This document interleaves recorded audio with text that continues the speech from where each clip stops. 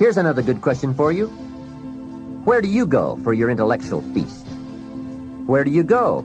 Pity the man who has a favorite restaurant, but not a favorite thinker. He's picked out a favorite place to feed his body, but he doesn't have a favorite place to feed his mind. One way to associate with people of influence is through their writings, books, cassette tapes, whatever you can pick up. Maybe you can't meet the person, but you can read his books or listen to his cassettes. Churchill's gone, but he's left some books. Aristotle's gone, but we still have his ideas. Search the catalog for cassettes and libraries for books. Search the magazines, search the documentaries. They are full of chances for association and intellectual feasting. But in addition to reading and listening, we also need a chance to do some talking and sharing. I have some people in my life with whom I spend time on a regular basis, who help me with important life questions, who help me refine my own philosophy, weigh values, and ponder questions about success and lifestyle. We all need associations with people of substance to provide influence concerning major issues: society, money, enterprise, family, government, love, friendship, culture, taste, opportunity, community. Behavior is mostly influenced by ideas, and ideas are mostly influenced by education, and education is mostly influenced by the people with whom we associate. So don't join an easy crowd. Make sure you get around people who can ask the right questions about the latest ideas you've discovered, about your philosophy, your enterprise, your goals, your lifestyle. Go where the demands are high, where the expectations are high, where the spotlight is on to grow, to produce, and to become more than you currently are. One of the great good fortunes of my life was being around Mr. Schoaf those 5 years.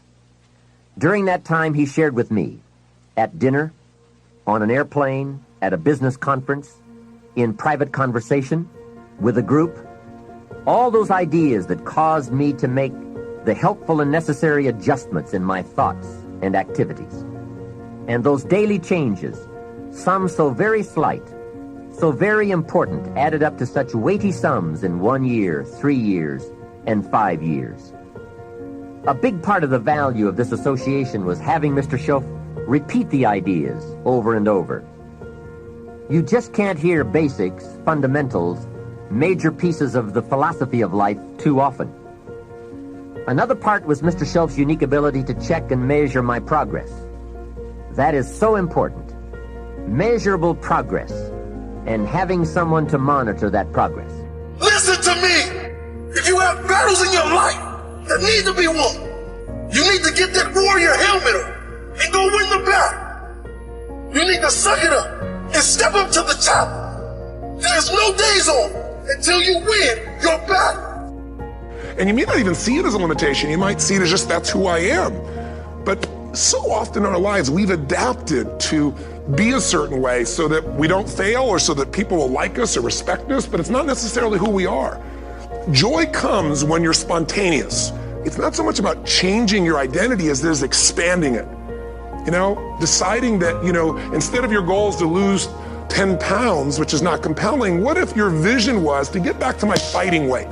This year, this month, this next 90 days, I'm going to transform my body. I'm going to take on a new challenge. I'm going to find some technique or strategy, there's a million of them, that can reframe myself where I want to feel younger, stronger, more vibrant than ever before. Here's my reasons. Because I want the energy to really make my life work. Because it's tough out there and I want to be stronger than I've ever been before. I want to go in front of the mirror and if I'm naked, not, want to laugh. I want to look there and take a good look and go, yeah, I'm proud of whatever I see there. Whatever it takes, something's going to make you laugh, smile, something that's going to tease yourself, but something's going to move you to another level. If you identify yourself in a new way and you own that every day, and that becomes the standard of how you live, you'll find the way to make that standard real. Money's the same way. You will find people that have a very poor self-image or low self-esteem. They won't look you straight in the eye. They're afraid to shake hands with you. They're very shy and withdrawn. They go through life hiding from life. They don't like themselves. they don't know themselves. Do you know when a person improves their self-image, they change their entire life? Their income changes, their relationship changes, their health changes. And do you know how you do that? Start studying you. Start to find out more about you. There's something phenomenal about you.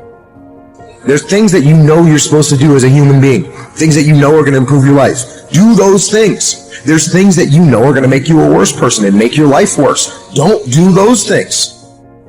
Because every time you break, and in every way that you break, while it's a chance for you to give up and for you to fall apart, but there's also opportunity.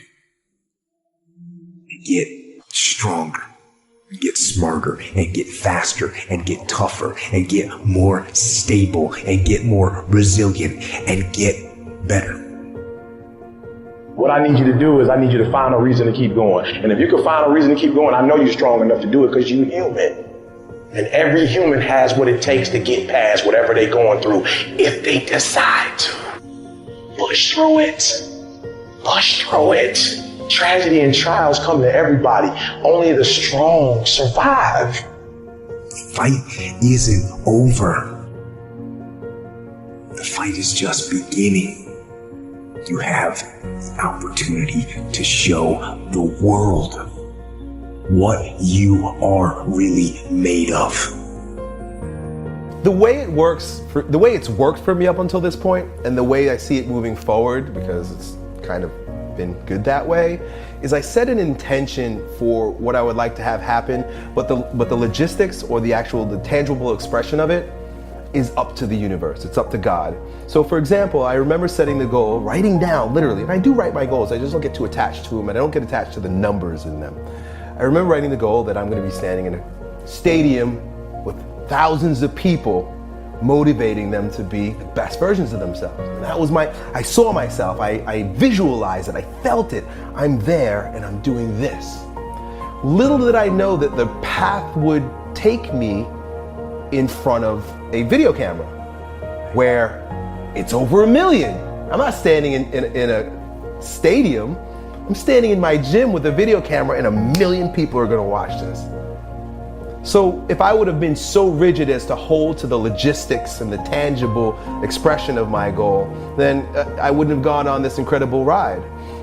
So when I say a strength camp in 100 cities, really what I'm saying is I'd like to export the ideas that surround strength camp, which is you can become a stronger version of yourself and empower other people.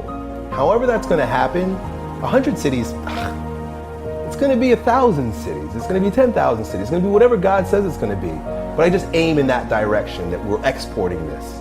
Okay. And then I get brilliant people around me that can make it happen. Was this European tour something that last year you would have considered, or is this kind of an evolution? No, I wouldn't have considered this at all. Because it was all about the views and the videos at that point? Mm-hmm. Okay. I have a question I've been asking some people lately, and I want to ask you the same question. What is your relationship with money? Mm-hmm. I think we all have a weird dysfunctional relationship. That's a great one, yeah. And I was just wondering what yours is. You know, even if you had like one word that you would associate with money, because, you know, we're all yin and yang in here. Mm-hmm. You know, we have businesses, but we have to be true to ourselves. I was wondering what yours is. Mm-hmm. Man, when you say yin and yang, that's money. It's put in, get out. It's the natural rhythm. It's the systole, diastole. It's the way the world pulses. Economics is the pulse of the world because it's trade.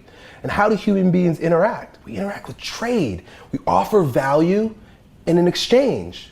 You know, you can offer value and have an exchange just through a hug. That's an exchange. That's trade. Giving you some of my energy and love, you give me back some of your energy and love. Trade on the economic level is merely that. How much value can I create and keep the channel open to receive the value back? I think that's where a lot of people who want to create a lot of value, especially in this age where you can through the internet, also have hang-ups for receiving love back. And I think it comes from our experience even with our parents, you know? I give that love, but I don't deserve, because love is conditional. So we put up blocks against receiving the affluence that is due to us.